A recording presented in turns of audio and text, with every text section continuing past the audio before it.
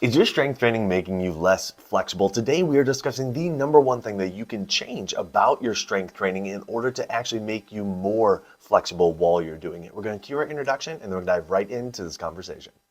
Hey, welcome back, exercisers, to the Exercise is Health podcast, brought to you by Exercise for Life Studios, where we believe that your health is your most valuable asset. And the single best thing that you can do to both boost and protect this asset is exercise. Specifically, exercise is geared towards building the health and function of your muscles. We are your hosts, Charlie and Julie. And today we are discussing this idea of getting more flexible while you strength train. So many people find that while doing strength training, they actually become less flexible. They become tighter. They become more restricted. They become less mobile. But it doesn't have to be that way. In fact, today we want to disclose with you the number one thing you can do while you're strength training to actually increase your flexibility. But before we get into that, we have a favor to ask of you. That's right. People don't really realize, but the number one way that you can support podcasts like this is to leave us that rating and review. We know from emails and messages from you guys, you've been applying what we've been talking about and seeing huge, amazing changes with your health and your workouts. So we would love it if you would go to your podcasting platform of choice and leave us that rating and review. So Julie, have you ever heard this idea of like, okay, well, I don't want to start doing strength training because I don't want to get less flexible? All the time. Yeah. How about you? I definitely remember this being a thing, like when in the early 2010s, kind of late 2000s, as I was getting more and more aware of different training philosophies and stuff like that, this idea came up of like, you're going to do your strength training and then you're going to do your flexibility training because your strength training is going to make you less flexible. And because of that, you need to counteract it by doing additional flexibility work, mobility work, everything like that. But that's actually doesn't have to be the case. In fact, if you are doing your strength training and you are becoming less flexible, that's a clear indication that you need to change how you're doing your strength training. So we're going to dive into this today to lay out kind of what that change is, but what the big problems are with what we're being fed by the mainstream fitness industry as far as how to go about doing our strength training, why that is directly leading to you becoming less flexible. You're right, Charlie. So many people think that they're two separate things. Like, how do you get strong? I do strength training. How do you get flexible? You do flexibility stuff like stretching or massage or other relaxing things. But we don't. What people are usually not really educated about is how they are actually one and the same, and they should be one and the same. And you may have listened to what I just said, and you said, "But Julie, in my experience, I cannot negate your experience. That's for sure. When I strength train, I get less flexible. Or, well, my brother did strength training and he lost all of his flexibility." Well, today we're going to talk about the specifics of how. Because I think a lot of times we think like, oh, what do you do for a workout? I do squats and crunches and push-ups. And then that's where the conversation ends. But what you guys know about our podcast is all about the how. It's how are you doing the exercises? How are you doing that strength training exercise? How are you making it right for your body? And this is our ongoing conversation of how are you exercising? And there are very specific ways of how you do your strength training to make sure that it's improving your flexibility. So you can strength train and it will definitely make your flexibility worse.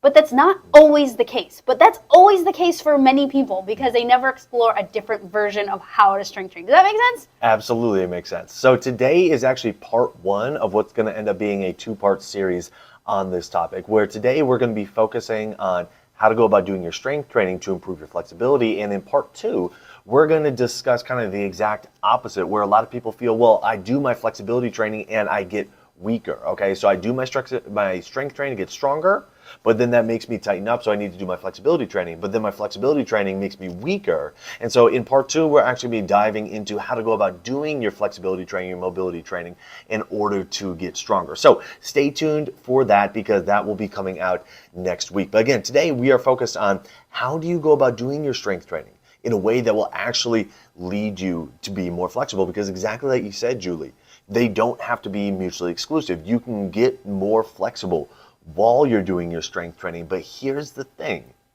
What we are told by the mainstream fitness industry is leading us down a path that will ultimately make us less flexible because of how we're doing our strength training. You're absolutely right. It's all about that how. The big problem is that when people go about doing their resistance training, we are told by the mainstream fitness industry that we need to use full range of motion. And that's a big issue. Not the full part, But the idea that we're trying to get to full, because what ends up happening is when we are trying to get to full range of motion, we end up using too much motion. We end up exceeding our full range of motion. And because of that, we start to lose flexibility. That's right. So have you ever done something that, like, when you thought about it, you're like, this is completely counterintuitive? For me, it was learning how to do driving backwards. You know, like when you kick your car in reverse. No, I've never been a back into your parking spot kind of girl. Parallel parking is not my thing. But I eventually became competent at it. But the reason why it was so difficult for me was because, I don't know why, but my brain viewed like how the steering wheel worked when I put it in reverse as like completely not what I thought.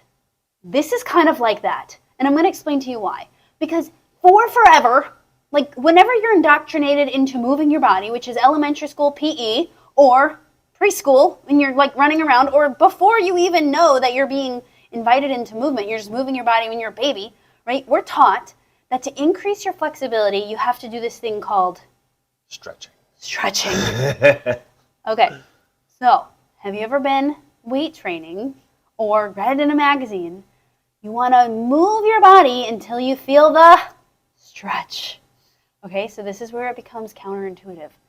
We're going to leave that part out. One of the exercise for life principles, one of the 4, that is incredibly potent for changing and maintaining your flexibility is to make sure that you are strengthening, meaning you're doing your strength training, you're lifting your weights, you're doing all your exercises in a pain-free, symptom-free range of motion. Pain, easy to identify. Zinging, funkiness, something's telling you is wrong. Leave those parts out. Do the exercise, but just leave that section out. But the part that, like, the reason we brought up, like, symptoms is that when we feel stretching, pulling, and it doesn't hurt that bad, we label it as, like, good. Like, this must be good. This must mean I'm getting my fullest range of motion. And in fact, that's your body telling you you should stop. But we ignore it and say, actually, that's good. I should push into that stop area and go until I can't anymore, or I feel stretching as sufficient. So this whole thing about how we're going to teach you to strength train is going to be slightly counterintuitive, but I'm confident you're going to get the grips of it more than I get driving backwards in the car. And the biggest thing that is going to be the most counterintuitive thing is to erase this idea that stretching is going to improve my flexibility when I'm strength training. Because it is the best way to limit your flexibility when you're strength training. Exactly. So think about when you sit down to eat a meal, all right? And a lot of times when you're eating a meal, you might start to feel like, oh, like my stomach's getting full. Like, okay, like now my stomach's becoming distended. Now I'm becoming like really overly full, or overly bloated. Okay, maybe that doesn't happen a lot of times, but sometimes. At Thanksgiving. Yeah, at Thanksgiving, right? Okay. So here's the thing. I bring that up because those kind of early symptoms, like, okay, yeah, like I'm eating, but I'm starting to get full. Like if we saw that as a thing of like, oh, that's a good sign. I need to keep eating. I need to keep going into that. Well, then we're going to be led down a path of going from full to like overly full to bloated to like sick, right? So the same thing is happening when you're feeling that stretching sensation. We've been told and taught that that's a good sensation, but that's the first sensation that you're going to get when your body says, for a lot of people, it's the first sensation you're going to get when your body says, ooh, no, we don't want to go any further. It's like, okay, like we're feeling that stretching feeling because that's your body saying, okay, we're going to allow you a little bit of margin here because you're probably not going to pick up on this right away. But if you do, this is your sign that you kind of need to stop. Just like, okay, I'm starting to get a little full. It's like your body's saying, okay, we're going to allow you a little margin here in case you do overeat before you get to the point of like nauseated. All right. You're going to get a little bit of margin of like that stretching feeling before you get to the point of like injured. But it is trending that way. And so we want to teach you how you go about doing your exercise in a way that you stop before you get that stretching feeling. Because here's the thing. So this past week I had a client come in. He goes, wow, I can't believe how sore I am from my workouts. And I'm like, well, that's really weird. Like, you're never sore from your workouts. Well, what did you do? He goes, well, I was working out with a buddy, and he's like really into fitness. I'm like, okay, cool. He's having me do goblet squats. I'm like, so far so good. He's like, it had to be the goblet squats. So we always want to blame the exercise, right? He's like, oh, well, this is an exercise I hadn't really done before. And I was like, okay, well, it's usually not the exercise, it's how it's being done. So I was asking, okay, well, how are you doing your goblet squats? He's like, well, while I was doing them, I was just trying to, catch up with my friend. It had been like a month since, so, we were talking about stuff, and I was like, okay, well, thing number one is you weren't really paying attention to what you're doing. But then while we were talking, he was telling me like, oh yeah, I got to go lower. I got to squat deeper. Like, that's really where the benefits were. Like, that's the thing. Is you were trying to use what somebody else or something else or some party other than your body was telling you was full range of motion or enough range of motion, and you were likely violating all those signs and symptoms that your body was telling you that you have used enough range of motion to not go further. You are violating that stretching feeling. You are violating the tightness. You are violating everything else. So your body is trying to tell you, hey, don't move any further. And so because of that, today, you end up feeling a little bit lousy after you exercise. You're sore, you're achy, you're beat up, you're lethargic, like your joints might ache. You might be feeling like, oh wow, I got this crackling feeling that I don't normally have, or I'm just not excited about going back and working out today because my body just feels off. Those are all signs and symptoms that you are likely using too much range of motion, that you are going past the amount of motion that your body says is good for it while you're exercising. And so today we got to switch that for you. You know what, Charlie, I was just thinking about that. So what you said is so true. Like, the number one reason why people get sore and achy from their workouts is because they went too far in their range. A lot of people want to blame, like, oh, it was a new exercise. So they want to blame the exercise. And then they want to blame the weight. Like, they always think it's, oh, I went too heavy. That's why I'm sore. But usually it's because you've gone too far. And unless you have been invited into our world, or one of our colleagues or whatever, and you wake up and you're sore and achy, the first thing that we think to do is to solve that problem by doing more things to go and violate our range of motion, like stretching, right? Like going really far with our range of motion. So anyways, that'll be for next week. We'll talk about what to do about that.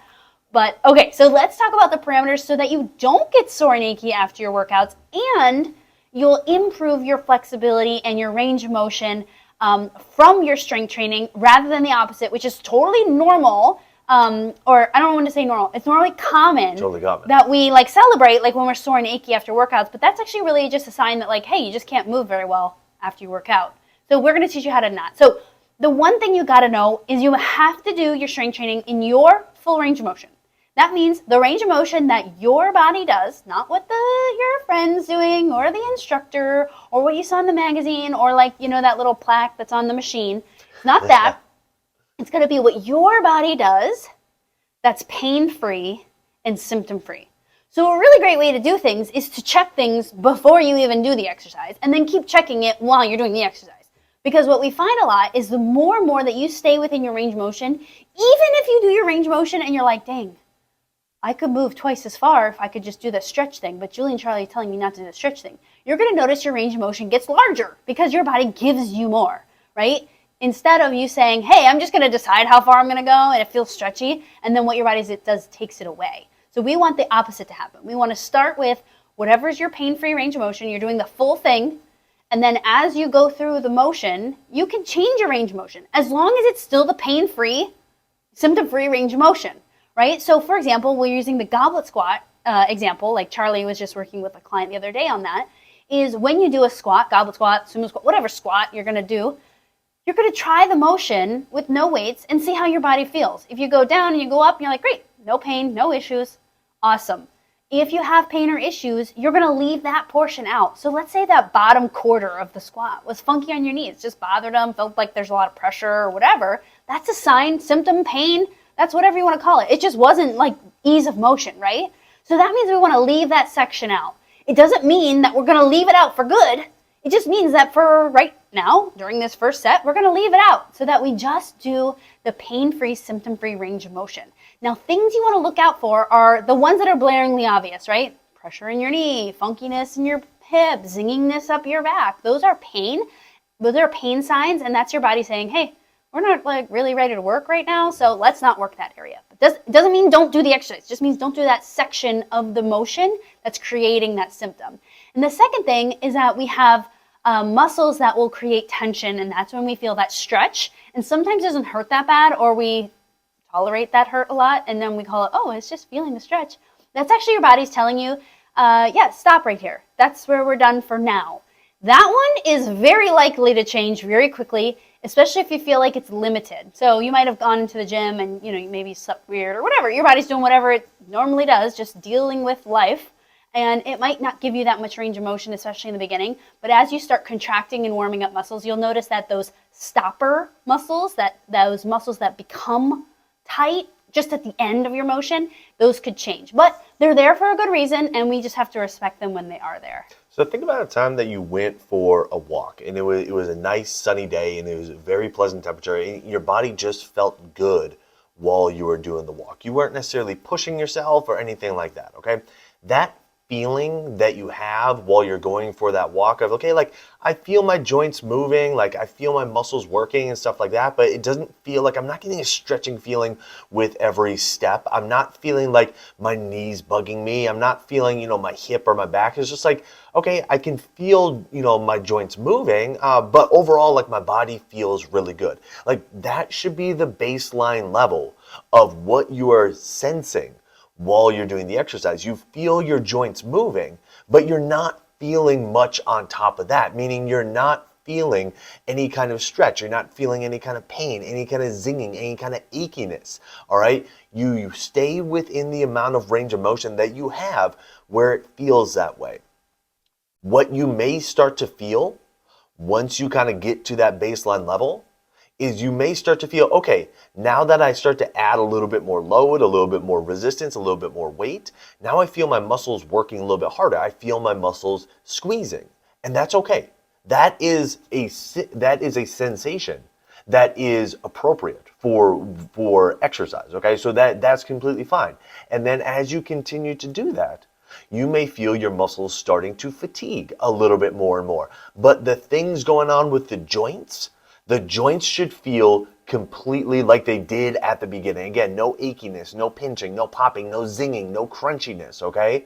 And there shouldn't be any of that stretching feeling either. It should just, again, that baseline is like that nice walk where just, everything is moving fluidly. And then from there, you're just going to feel specific muscles starting to squeeze a little bit more. And eventually, you're going to feel those muscles starting to fatigue a little bit more, okay? And so that is kind of the progression of sensation that you should be experiencing when you're exercising. If there's anything above and beyond that, from a pain, popping, clicking, crunchiness, or stretching feeling, that is an indication that in some way you're using too much motion for your body. And so that is something to be super aware of and super hypersensitive about, and be like, okay, now I need to actually use a little bit less motion. I need to change how I'm doing this exercise to stay within the amount of motion that my body says is right for me today. That's right. So if you're listening, you're like, okay, I think I'm getting the counterintuitive part. Like Charlie just touched on it again, where it's like, hey, you need to make sure that you're being very particular about how far you're going. And sometimes most of the time that means limiting it relative to what we think we could do if we pushed it and stretched it, right? So that's where this whole counterintuitive part, the more that we respect the range of motion we have, that means that we only work and challenge our bodies where it's pain-free, symptom-free, stretch-free, the more motion our bodies will give us. And you will see that change within a workout. So if you are working out and you feel like, wow, I'm really loosening up, I'm feeling like I'm more mobile, I'm more flexible, I have better posture, that means you're doing things right. And if you're working out and you start feeling like, I'm getting tighter, I'm getting achier, I have to stretch in the middle of my exercises, that means you're going too far with your range of motion. So double check that range of motion and really make sure that you're staying within the range of motion your body owns. We want you doing full range of motion, but I just don't want Charlie doing the range of motion that's right for Julie, and I don't want you guys doing the right range of motion that's the right thing for Charlie, right? So we always have to be matching it to our own bodies so that our own bodies can be maximized to what our bodies can do. And so always monitoring your symptoms. There's no pain, there's no symptoms, there's no popping, pinching, and when you do feel those things, because it is totally normal for our bodies to have those occasionally, or maybe you have a chronic area, but you just leave that section out. For example, I was doing knee extensions with one of my clients, which many people, if they have knee issues, they might not ever do knee extensions.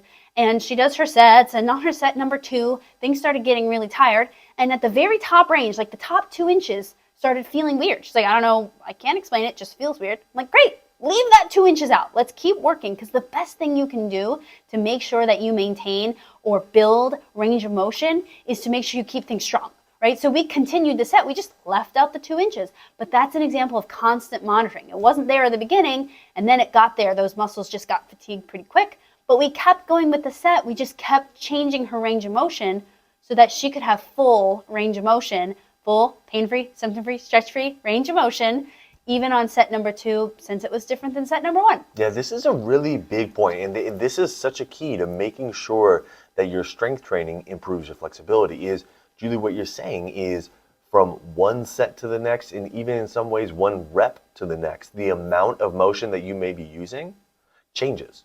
Okay, you may be changing how much motion you're using from one rep to the next, and certainly one set to the next as your body changes, as it becomes more fatigued over the course of the workout. And that's completely fine. That's completely normal, because the rule that you are staying steadfast with is you are staying within your symptom-free full range of motion. All right, your symptom-free full range of motion, moving the way that your body is designed to move, not trying to match the instructor or match the video or anything like that, and staying within the part of that motion that doesn't have any pain, pinching, popping, stretching, feeling, anything like that. You feel your muscles squeezing and eventually fatiguing, but from a joint perspective and from a stretch perspective, you are not perceiving any of that because it's within your symptom-free range of motion. And the more you can stay within that part of the motion, you might be thinking, well, that's kind of a limited part of my motion. Like, that's less than maybe like what my body could actually do.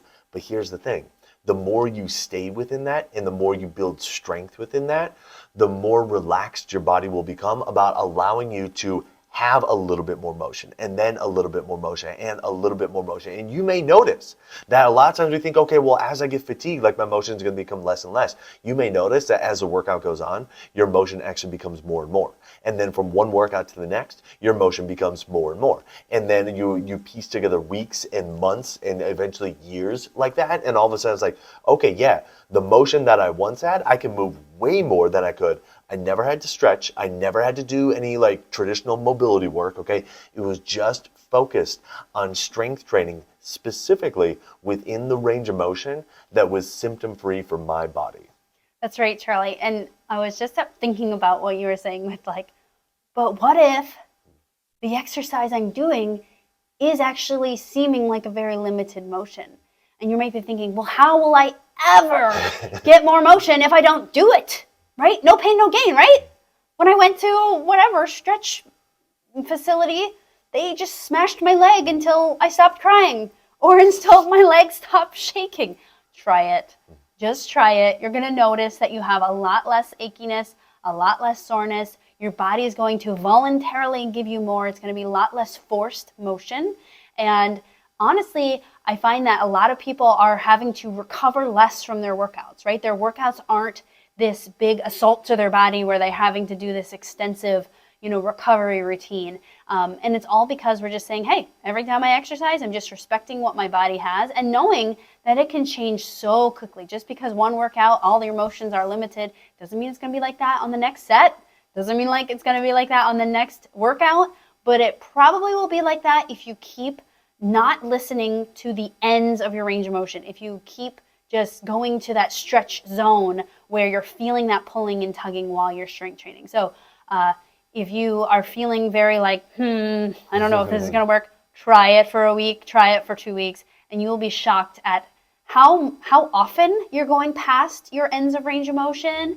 And when you start respecting your range of motion, how much better your body will feel and how it will feel like I am so much more flexible and I don't even have to stretch to get there. Exactly. Now, within the Exercise for Life membership, we've actually built 2 separate programs that are really designed to help you do just this, okay, of learning how to use your symptom-free full range of motion. One is called Full Motion, Full Strength, Full Function, and the other is called Fit and Flexible.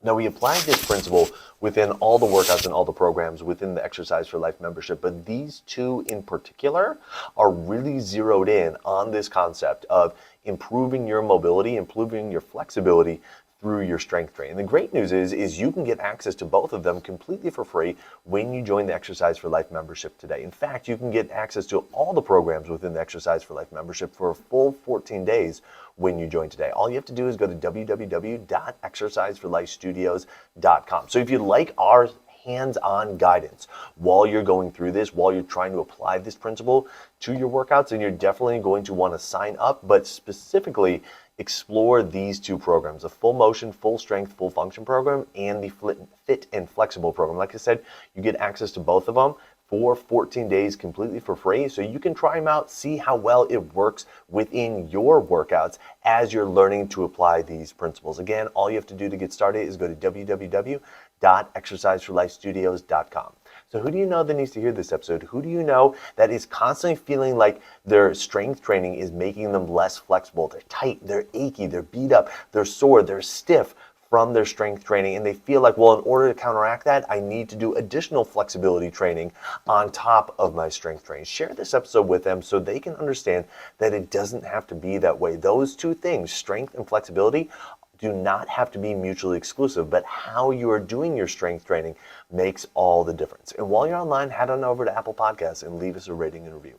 It helps people find our podcast when they're looking for information on exercise and they're looking for information on health. So if you found value in this conversation today, let us know by leaving us that 5-star rating and review. Well, thanks so much for tuning in. We always appreciate it. Have a fantastic week, and we'll talk with you all next week. This podcast is for information purposes only. The statements and views on this podcast are not medical advice. This podcast, including Julie and Charlie Gates, disclaim responsibility for any possible adverse effects from the use of information contained herein. Opinions of guests are their own, and this podcast does not endorse or accept responsibility for statements made by guests. This podcast does not make any representations or warranties about guest qualifications or credibility. This podcast may contain paid endorsements or advertisements for products or services. Individuals on this podcast may have a direct or indirect financial interest in products or services referred to herein. If you think you have a medical issue, consult a licensed physician.